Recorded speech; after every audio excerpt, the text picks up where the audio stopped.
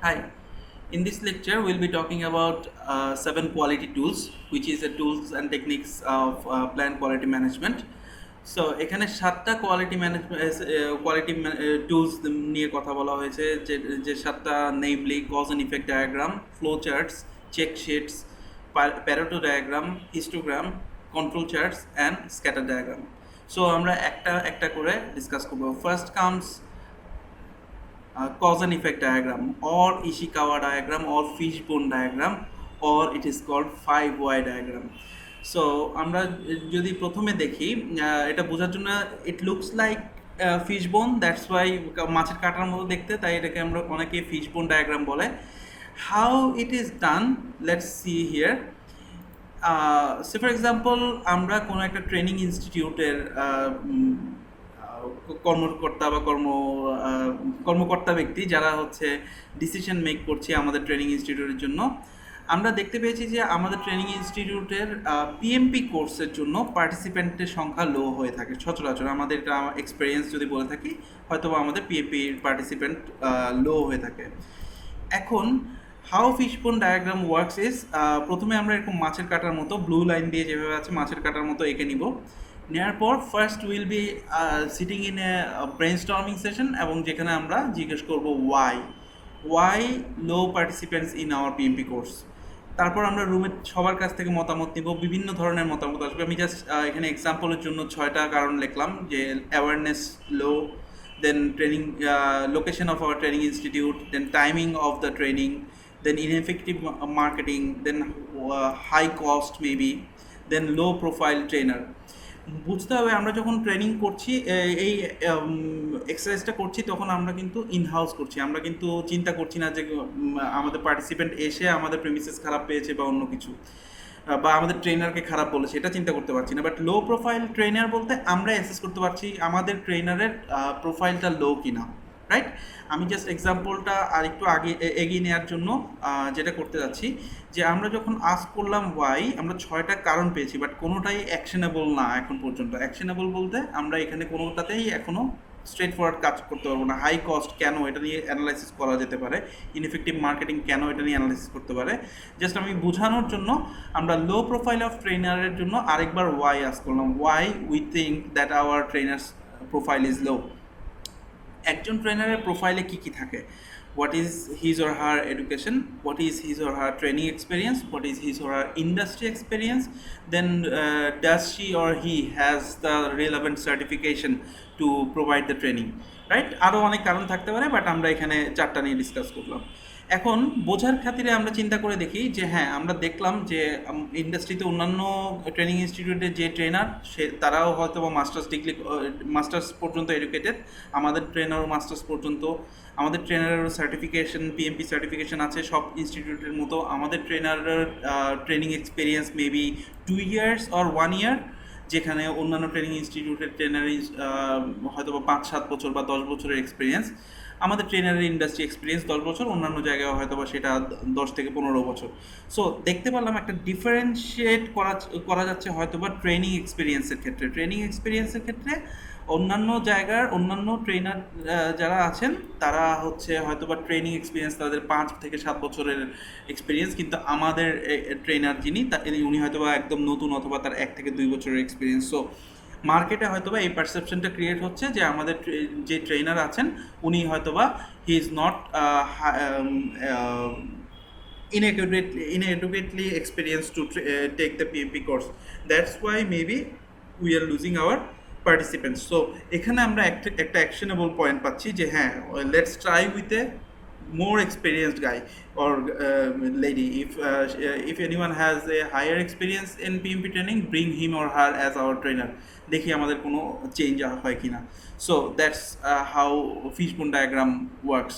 So the reason why it is called 5Y diagram, it is because যিনি এই ডায়াগ্রামটা প্রবক্তা mister Ishikawa, তার একটা ফেনোমেনন আছে যে আপনি যে কোনো একটা কাজ নিয়ে রুট কজ অ্যানালাইসিস করতে বসলে আনটি আপনি 5 বার ওয়াই আস্ক করলে যে কোনো ব্রাঞ্চে, এখানে আমরা 2বার ওয়াই আস্ক করেছি। একবার ওয়াইতে আমরা ট্রেনার স্লো প্রোফাইল পেলাম, আরেকবার ওয়াইতে আমরা ট্রেনিং এক্সপিরিয়েন্স পেয়ে গেলাম। হয়তোবা আপনার up to 5 times you have to ask why. Say for example certification, why certification is required. এরকম করে আপনি 5বার কোয়েশ্চেন করলে আপনি রুট কজে পৌঁছে যেতে পারবেন। This is how cause and effect diagram or fishbone diagram or Ishikawa diagram works. So this is number 1 of the 7 quality tools. Then comes flowcharts. Flowchart আমরা সবাই মোরলেস বুঝি। যারা ফ্লোচার্ট হচ্ছে যে কোনো একটা প্রসেসের step by step, block by block, কোন অ্যাক্টিভিটির পরে কোন অ্যাক্টিভিটি হবে, কোন অ্যাক্টিভিটির জন্য কী ধরনের রিসোর্স এবং সে ধরনের অ্যাজাম্পশনগুলো, কোয়ালিটি ফিচার কী হবে, সেগুলো লিপিবদ্ধ করা থাকে। That is flowchart. Then check sheets. Check sheets হচ্ছে আপনারা যারা বিভিন্ন, আমি একদম বোঝানোর জন্য একদম ইজি আপনাদের এক্সাম্পল দিতে পারি। হয়তোবা কোনো 5 স্টার হোটেল বা ইভেন আপনার অফিসের যদি ওয়াশরুমে আপনারা গিয়ে থাকেন, সেখানে দেখবেন ওয়াশরুমের দরজায় একটা শিট টাঙানো থাকে যে কোনো ক্লিনার এখানে টাইমলি এসেছিল কিনা, আসলে সে কয়বার, সকাল 8টায় এসেছে কিনা, 9টায় এসেছে কিনা, তারা এখানে জাস্ট একটা করে চেক দিয়ে যায়। This are not check list but rather check sheets. Check list হচ্ছে আপনি যেটা ধরে কাজ করেন। হ্যাঁ, have we done this, have we grounded the equipment, have we connected the power, those are check list, not check sheets. Check sheets হচ্ছে আমি এসেছিলাম, আমি 8টায় ব্রুম করে গিয়েছি, if I am the janitor of that organization, আমি এসেছিলাম, আমি 8টায় এসেছি, 9টায় এসেছি। আপনি যে কোনো ওয়াশরুমের ডোরে টাঙানো যে লিস্টটা দেখতে পারবেন, সেটাকে আমরা চেক শিটস বলে থাকি। সো ইট মিনস যে আপনার ফ্লোরের ক্লিনলিনেস আর কোয়ালিটি আপনি এনশিওর করছেন by checking that yes I have clean this floor time and time again, যতক্ষণ পরপর আমি করার কথা ততক্ষণ পরপর করেছি। Then comes histogram and Pareto diagram. এটার জন্য আপনাদেরকে আমি একটু এক্সেলে নিয়ে যাব। এখানে যদি দেখি, সে ফর এক্সাম্পল আমরা যে কোনো একটা কজ নিয়ে কাজ করছি, যে একটা ফল্ট আসছে বারবার, সেই ফল্টগুলোর রিজন কী কী সেটা অ্যানালাইসিস করতে বসেছি। বিভিন্ন হিস্ট্রি ঘেটে আমরা দেখলাম যে up to there are 15 reasons, যে 15টা রিজনের জন্য ফল্ট হয় নর্মালি। এবং আমরা দেখতে পেয়েছি যে 125টা ফল্টের ইভেন্ট ছিল, 125টা ফল্টের ইভেন্ট ছিল, এবং 125টার মধ্যে এই হচ্ছে ডিস্ট্রিবিউশন, যে রিজন 1-এর জন্য 20টা ফল্ট এসেছিলো, রিজন 15-এর জন্য 17, এভাবে করে লিস্ট করা আছে, right? So histogram is simple. আপনি এই দুটোর মধ্যে যে গ্রাফটা করবেন, বার চার্ট যেটা বলি আমরা নর্মালি, দিস ইজ হিস্টোগ্রাম। যে আপনি হিস্টোগ্রাম করলেন যে আপনার রিজনগুলো কোনটার জন্য কত, আপনি দেখতে পেলেন অ্যাট এ গ্ল্যান্স যে আপনার কোন রিজনের জন্য কয়টা ফল্ট হচ্ছে। This is simple histogram. Now comes Pareto diagram. Pareto diagram is also a histogram, but a special kind of histogram. সেটা প্রিপেয়ার করার জন্য আমরা যেটা করব, প্রথমত আমরা যেটা করব, আমরা এটা একটু রিমুভ করে দিই এক্সেলের সুবিধার জন্য।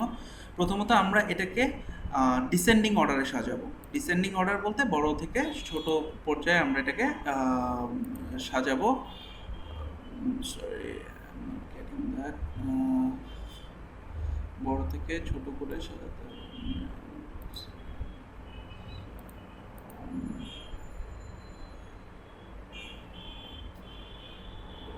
Excuse me for a moment. I've lost the Excel tool for that. Yeah, sort. আমরা বড় থেকে ছোট করে সাজিয়ে নিলাম। দেখা গেল আমাদের লিস্টটা রেডি, বড় থেকে ছোট করে আমরা সাজিয়ে নিলাম। So these are the 125 faults, যেটা এই 15টা রিজনের জন্য হয়, রাইট?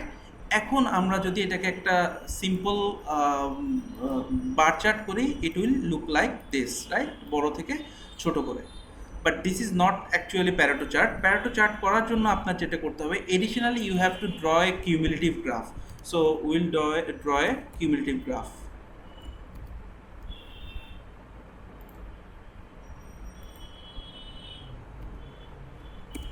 সো আপনি শেষে 125 পাওয়ার কথা, right? So we have found our 125 points. Now Pareto diagram is like if we draw like this, এবং আরেকটা যেটা আমাদের কিউমুলেটিভ চার্ট, সেটাকে আমরা রিপ্লেস করব by line. Really sorry,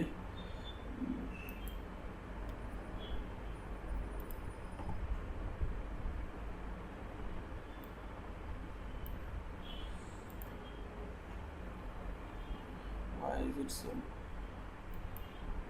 yeah, this one. So this is your Pareto chart.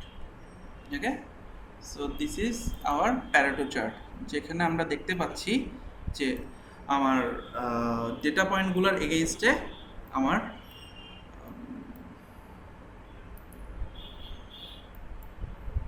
So 125টা। এখন এটা লক্ষ্য করুন, নর্মালি এখানে একটা বলা হয় there is a rule 80-20, 80-20, that means 20% of your reasons, 20% of your reasons makes 80% of the faults. That means আমরা যদি এখানে দেখি 125-এর 80%, আমরা ওভাবে তো হয়তো সবগুলো ম্যাথমেটিক্যালি হবে না, 125 into 80% is equal to 100. So আমাদের 100 পর্যন্ত আসতে আমরা দেখতে পাচ্ছি হয়তোবা 7টা রিজন, রাইট?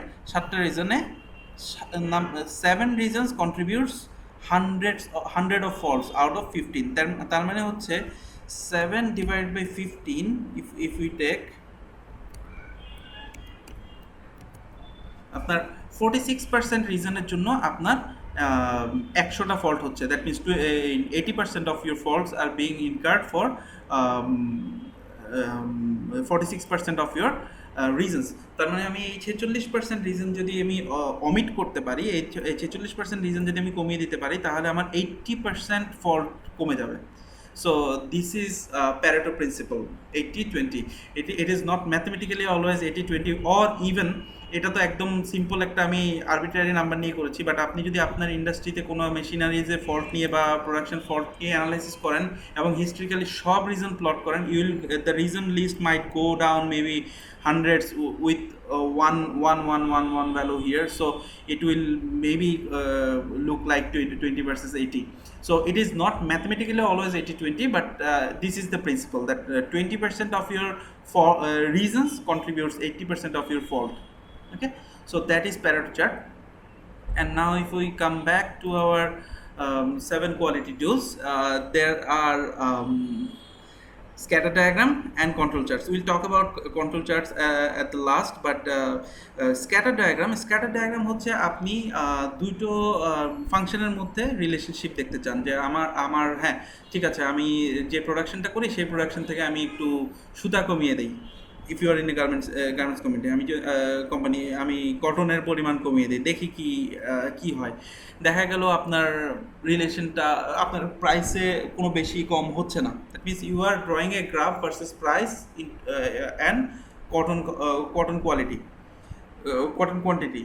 কিন্তু তার মানে হচ্ছে আপনি যখন ড্র করবেন তখন আপনি কোনো রিলেশনশিপ দেখতে পারবেন না। স্ক্যাটার ডায়াগ্রামটা হচ্ছে দুটো ফাংশনের মধ্যে রিলেশনশিপ বা রিগ্রেশন অ্যানালাইসিস করার জন্য যে ডায়াগ্রামটা, সেটাকে আমরা স্ক্যাটার ডায়াগ্রাম করি। যখন আমরা দেখতে পাচ্ছি যে হ্যাঁ, আমি যতই কটন বাড়াচ্ছি আমার আমার প্রোডাক্টের চাহিদা ততই বেড়ে যাচ্ছে, তার মানে হচ্ছে there is a straight forward relationship between cotton and your demand of that particular fabric, T-shirt or shirt, whatever it may be. Last comes control chart. So let's discuss about control chart in detail. Control চার্টটা যেটা হচ্ছে, control চার্টে আমরা হচ্ছে আমাদের যে production আছে সেই প্রোডাকশনের সব প্রত্যেকটা আইটেম নিয়ে ডিটেল মেজার করি। সে ফর এক্সাম্পল আমাদের একটা কলম ফ্যাক্টরি আছে, বা মেবি একটা স্কেল, মেবি একটা আয়রন বার কোম্পানি আছে, যে আমাদের আয়রন বার কাস্টমারের এক্সপেকটেশন হচ্ছে আয়রন বার হচ্ছে 10 ইঞ্চ করে হবে, এক একটার হাইট হবে 10 inch. So 10 inch is customers expectation. এখন ইট ইজ কোয়াইট ইমপ্র্যাকটিক্যাল, যদি আপনি খুব বেশি হাইলি সফিস্টিকেটেড ইন্ডাস্ট্রি না হয়, নর্মালি আপনার 10 ইঞ্চ অন অ্যান অ্যাভারেজ প্রত্যেকটা বার 10 ইঞ্চ করে দেওয়াটা it's close to impractical if it is not a very sophisticated in this industry, if it is not a Six Sigma industry. So সেই ক্ষেত্রে আপনার যেটা করতে হয় যে কাস্টমার সচরাচর একটা লিমিট দিয়ে দেয়, ওকে ঠিক আছে 10 inch is my target but I will accept with 10 inch plus minus 0.5. That means he or she your customer is declaring যে আমাকে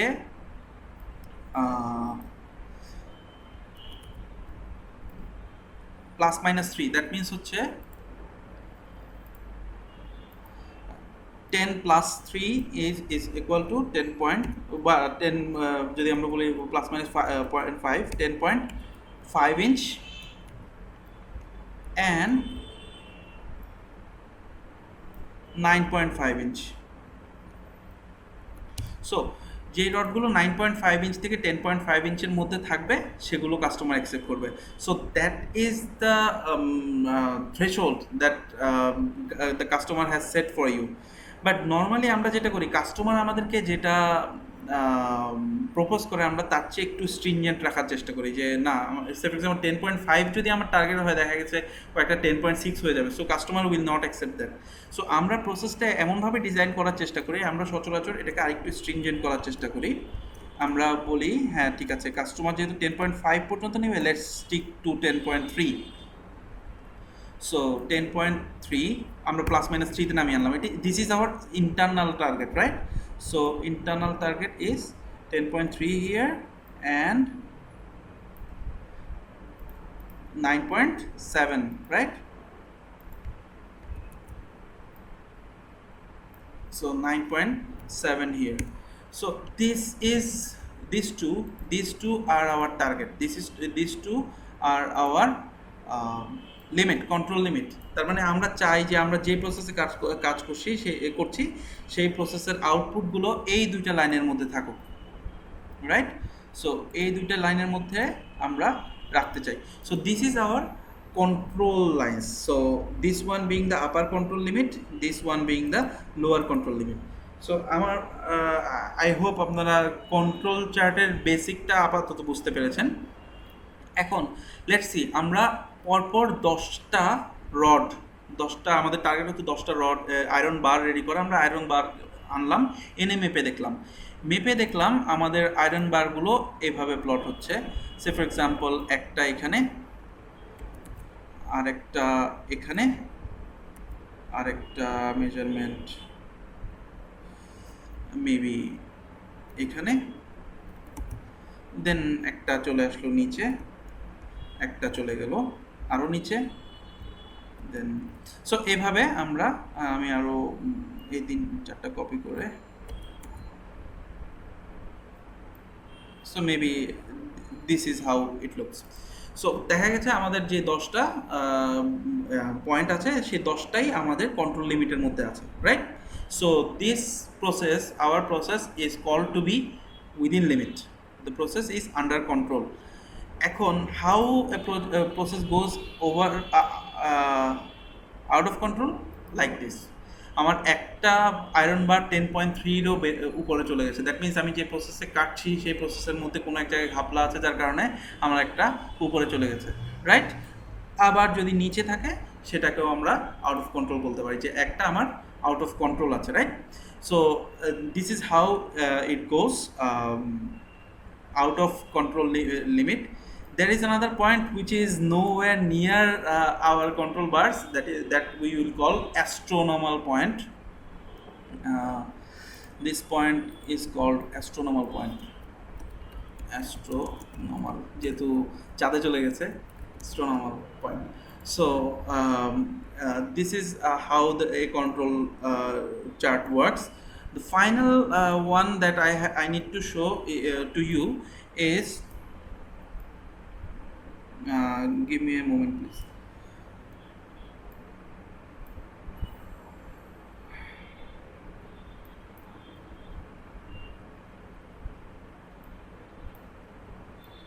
সো ফর এক্সাম্পল আমরা 7টা পয়েন্ট, প্লিজ থিঙ্ক যে সবগুলো একই মাপের, আমরা 7টা পয়েন্ট নিয়ে কাজ করেছি, রাইট? লক্ষ্য করুন 7টা consecutive point is falling above mean, right? 10 ইঞ্চের উপরে 7টাই উইদিন কন্ট্রোল লিমিট, 10.3 নিচে আছে, বাট 7টাই হচ্ছে আমার মিনের উপরে, অথবা 7টাই আমার মিনের নিচে। সো এরকম যখন সিনারি হবে পরপর 7 consecutive points, if they fall either on either side of the threshold, that thing we will that process will be out of control. It might sound a bit confusing to some of you, যে আমার তো control লিমিটের মধ্যে আছে, তারপর আমি কেন বলছি এটা আউট অফ কন্ট্রোল।